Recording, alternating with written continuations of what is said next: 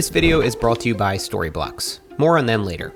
Look around and it won't take long to get a clear picture of how most of the world views productivity. Laziness is the enemy, procrastination is a sin, and getting things done only comes through hard work. You see these bags under my eyes? That's 'cause I don't sleep. How hungry are you? I just found out that Granny's in the hospital, but guess what? I'm still gonna get it. I could eat a whole buffet. I just found out that Grandma is dead, and I'm still gonna hustle. We've been conditioned to believe that the path to success is paved with hustle, sweat, and missing Grandma's funeral. We think that in order to reach our goals, we need to prioritize our work, increase our output, and make huge sacrifices.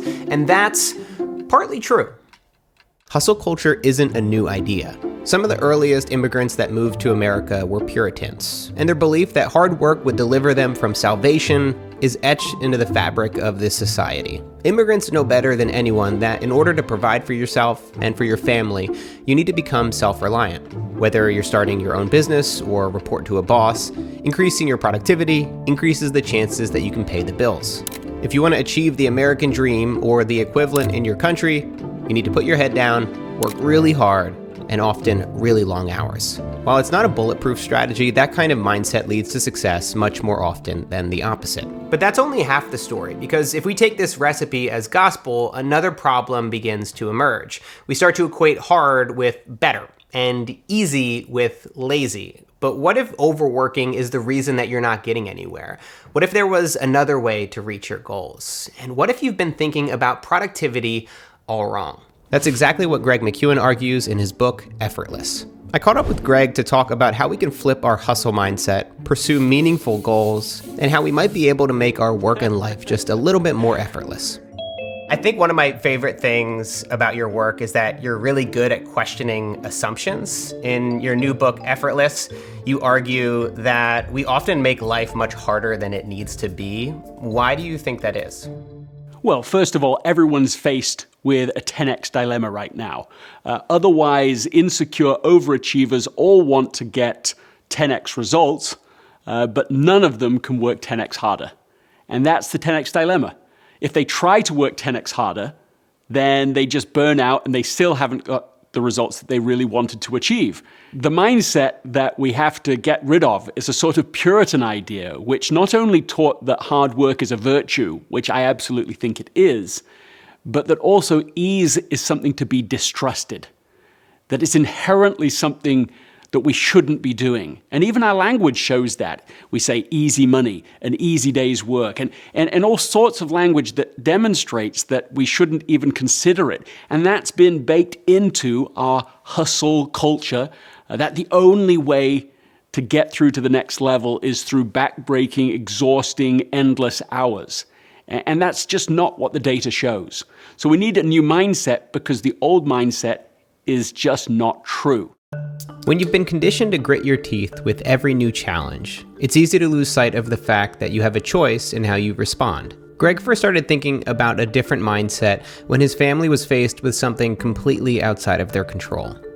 In the midst of already feeling at the edge of my capabilities, despite eliminating non-essentials from my life, I then have a family emergency where suddenly one of my daughters, Eve, 14 years old, suddenly becomes inexplicably sick. Neurologists would shrug their shoulders. I just don't know what to tell you because every test came back in the normal range. In that situation, we know what the essential mission is. We know that having her completely whole again is the goal. But how do you go about it? It was in the midst of that I discovered not one path, but two. One path was actually the more obvious one, the one we thought was the only path at first. That looks like, well, you barely sleep, you're going to do nothing else, you're going to cancel every other appointment, there's nothing else but this, be consumed in this problem because it's so important. But that, we found almost immediately, was going to destroy everything, right? Then we're going to burn out ourselves, burn out our family culture, our marriage, everything. And fortunately, gracefully, we found that there was a second path, a different way of doing and being. That looked like, instead of complaining about what we couldn't control, being grateful in everything that we possibly could. It looked like finding humor in the situation. It looked like getting around the piano and singing. It meant going on walks. And that different approach changed our state, made the state more effortless than it otherwise would have been. That gave us insight so we knew which things to do and what not to do. And it allowed us to endure for an undefined period of time. Well, it's been, let's say, 2 years since this all began, and she is, as of this conversation, completely back. I mean, really herself again, healed. And we are, of course, grateful for that. But if we'd burned ourselves out at the beginning, she literally might not have made it. That's why the way we do things is as important as the things we're trying to achieve. I think that we're starting to finally see a turning of the tide when it comes to hustle culture. Books like yours, even my company is called Slow Growth. And so there's starting to be this slow movement of people talking about how we can reach our personal and professional goals a little bit slower. But I still think it's difficult for a lot of people to break away from that toxic workaholic mindset. So what are some ways that we can start to slow down without completely losing our progress? One of the key things we can do to be able to slow down, but in order to make higher progress in our lives, is to look at the pace that we're going at. A lot of insecure overachievers actually make their progress slower by pushing themselves to the absolute limit and beyond. I'm thinking here about the great age of exploration for a marvelous example of this. This is where everyone's attention, the imagination of the world, so to speak, was about who will discover the South Pole first. I mean, who will get there first? Because no one had ever done it, not in the history of the whole world. 2 teams set off, one a Norwegian team, one a British team. The British team took this insecure overachiever approach. That is, we're going to go to our absolute max, the furthest we can go in a day, every day. We'll do 20, 30, even 50 miles if the conditions allow it.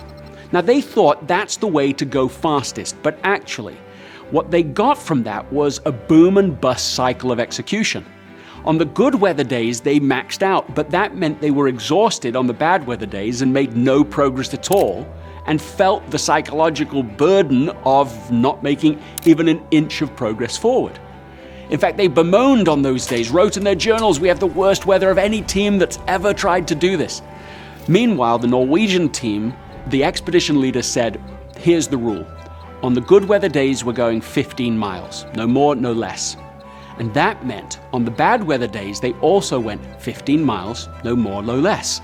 That pacing had a dramatic effect. Now, the plot thickens when they got within 45 miles of the South Pole. They have perfect weather conditions, great sledding conditions. They know that if they put one big push, they can get there in one day. And to make it even harder, they don't know where the British team is. For all they know, the British team is ahead of them. And that's really a point of reflection. What would we do? What would you and I do faced in that moment? What would we do if we followed the norms of our times? I mean, we'd push. We'd just do one big push. Even now, I think I'd probably do that. But they didn't. He said no, 15 miles, and they averaged 15 miles a day for the next 3 days. So what happens? He gets to the South Pole with his team intact, more than 30 days faster than the British team.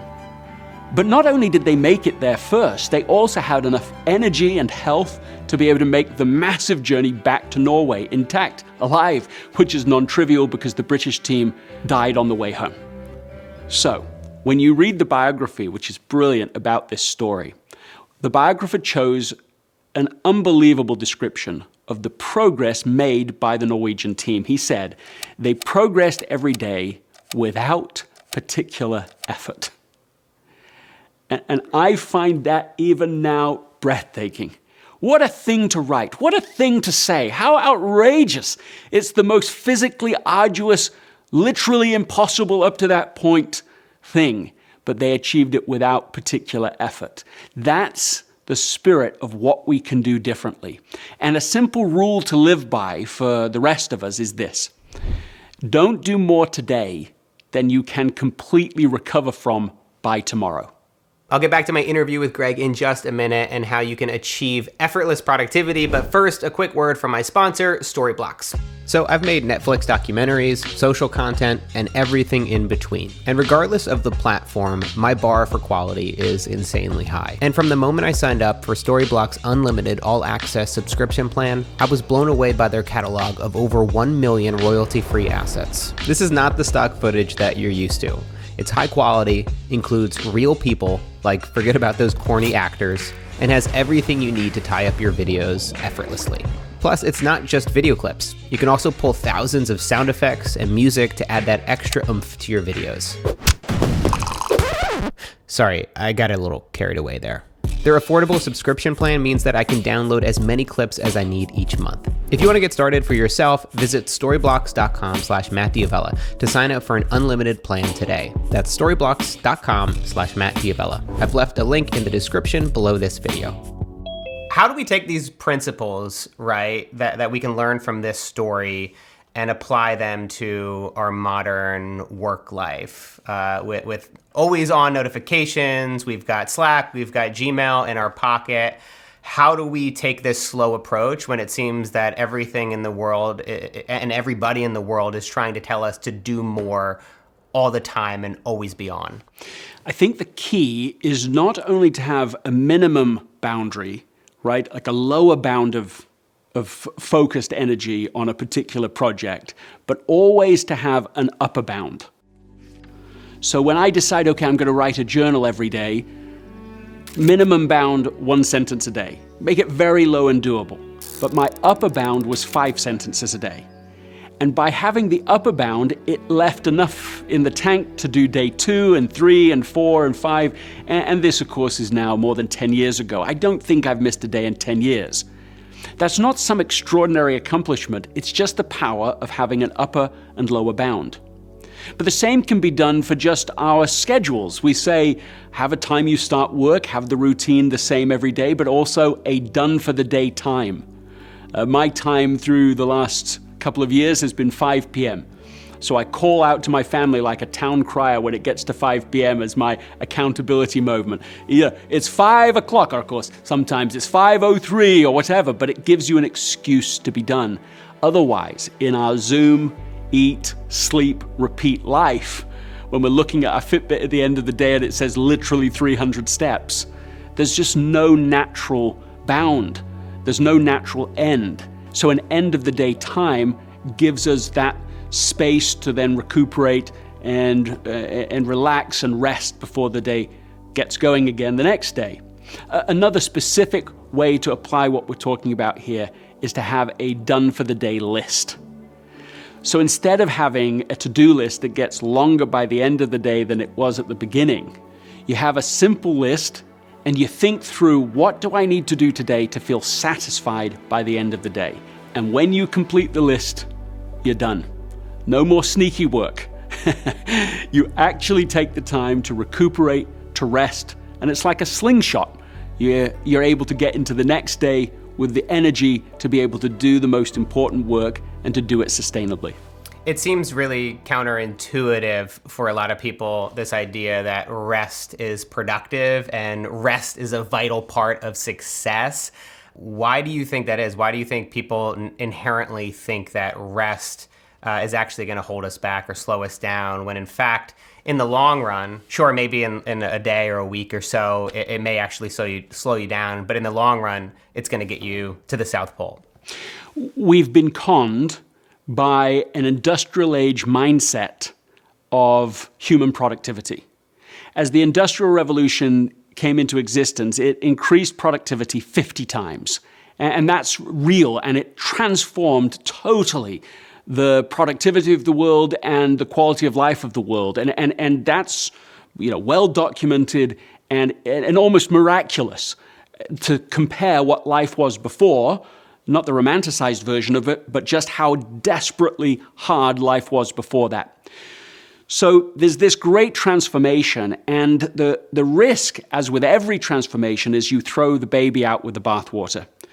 The old way, let's get rid of it. Everything can now be applied to this new factory-based system. And the nature of a factory is you want it on 24/7, or at least you think you do. And so those ideas got applied into management and also into people's story about their own productivity. Well, we're not machines, we're biological creatures. And so the data we need to look at is not a factory system, but what actually helps humans perform. And for at least the last 25 years, the top performing experts in biological systems, you can think of the top coaches, the top athletes, the top performers in almost every industry have collected data to demonstrate that the very highest performers rest far more. And it allows them to do concentrated, focused work when they are working, but they're also taking they build rituals of rest and recuperation. And that really is a very different thing than just saying, oh, well, go and rest. Most insecure overachievers don't even know how to rest. I mean, literally their competence at rest is at 0 on a scale of 1 to 10. So it's very uncomfortable to suddenly rest or to suddenly even go on vacation. They don't know how to do these things. So you have to admit that level of competence and develop rituals that recuperate you individually. And as you do that, you're going to find how false the old view is and how productive it is to actually build in these rituals of rest and relaxation and to take that seriously like it's a responsibility. When I think about Greg's advice in the context of my own journey as a filmmaker and YouTuber, it's easy to see all the ways that I've made life harder for myself. I have no doubt that I wouldn't be successful today without putting forth a massive amount of effort. But when I look back, I can see that there were times when I pushed myself too far, and many days that I didn't give myself enough time to fully recover for the next day. And I still make these mistakes. And I'm sure that Greg makes these mistakes as well. The point isn't to be perfect, but instead to inch our way closer to finding happiness while in the pursuit of building a meaningful life. And one of the ways that Greg recommends that we do this is to ask ourselves the question, what if this were effortless? So when you feel yourself instinctively going towards that path of most resistance, ask yourself the question, what if this were effortless? I hope you enjoyed this video. Thanks so much to Greg for sitting down and chatting with me. It's always fun to learn about what he's been up to, and I hope that this video helped you out. See you next time.